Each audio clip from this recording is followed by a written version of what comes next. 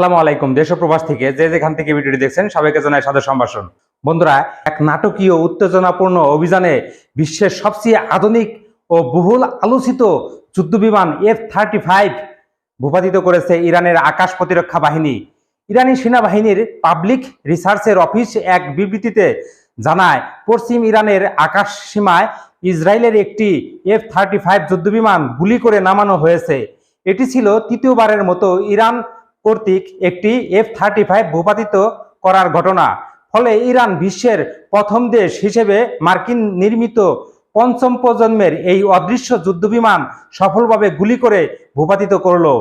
বিবৃতিতে জানানো হয়, ভূপাতিত বিমানটির পাইলটের ভাগ্য এখনও অজানা এবং বিষয়টি নিয়ে তদন্ত চলছে। বিস্তারিত তথ্য পরে জানানো হবে বলে উল্লেখ করে ইরানি সেনাবাহিনী। সব মিলিয়ে 3টি F-35 ভূপাতিত করার দাবি করেছে তেহরান। আরও বলা হয়েছে, ইসরায়েল 2 পাইলটকেও আটক করেছে তেহরান।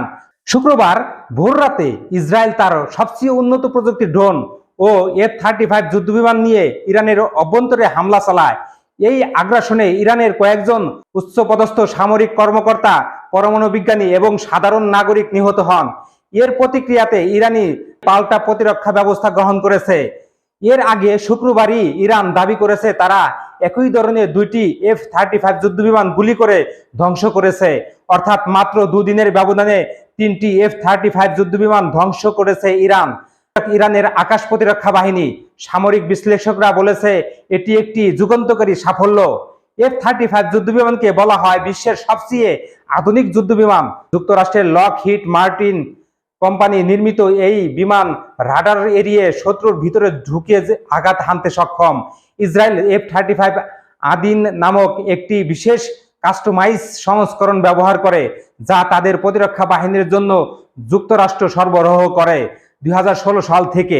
তবে ইরান এখন দেখিয়ে দিল সবচেয়ে উন্নত প্রযুক্তির এই বিমানকেও থামিয়ে দেওয়া সম্ভব। তেহরান এই প্রতিরক্ষার সাফল্য শুধু ইসরায়েলের জন্য নয়, গোটা পশ্চিমা শক্তির জন্য এটা বড় ধাক্কা। বিশ্লেষকরা মনে করেছেন মধ্যপ্রাচ্যের ভূ রাজনীতি নয়, বিশ্বের সামরিক কৌশলেও এক নতুন যাত্রা যোগ করবে। ইরানের এই সাফল্য পশ্চিমা দেশগুলোর জন্য এক বার্তা, তাদের অদৃশ্য প্রযুক্তি আর অদৃশ্য নেই। এদিকে ইসরায়েল এখনো আনুষ্ঠানিকভাবে যুদ্ধবিমান হারানোর কথা স্বীকার করেনি, তবে বিভিন্ন আন্তর্জাতিক সংবাদ সংস্থার তথ্য ইঙ্গিত মিলছে ইসরায়েলের সামরিক কমান্ড একাধিক বিমান হারানোর ঘটনা বড় ধরনের নিরাপত্তা ও কৌশলগত পুনর্মূল্যায়নে যাচ্ছে। বিশ্ববাসী এখন তাকিয়ে আছে এই উত্তপ্ত পরিস্থিতি আরো বড় সংঘাত রূপ নেয় কিনা। তবে এখন স্পষ্ট, ইরান শুধু একটি যুদ্ধবিমান গুলি করেনি, বরং একটি বার্তা দিয়েছে আগ্রাসনের জবাব তারা কঠিনভাবেই দেবে। বন্ধুরা, এই ছিল আজকের ভিডিওটা। কেমন লাগলো কমেন্ট করবেন। যারা এখন পর্যন্ত আমার চ্যানেলটি সাবস্ক্রাইব করেন না, সাবস্ক্রাইব করবেন। আর যারা অলরেডি সাবস্ক্রাইব করেছেন তাদের কাছে অন্তরস্থল থেকে ভালোবাসা। ভালো থাকবেন, সুন্দর থাকবেন। আল্লাহ হাফেজ।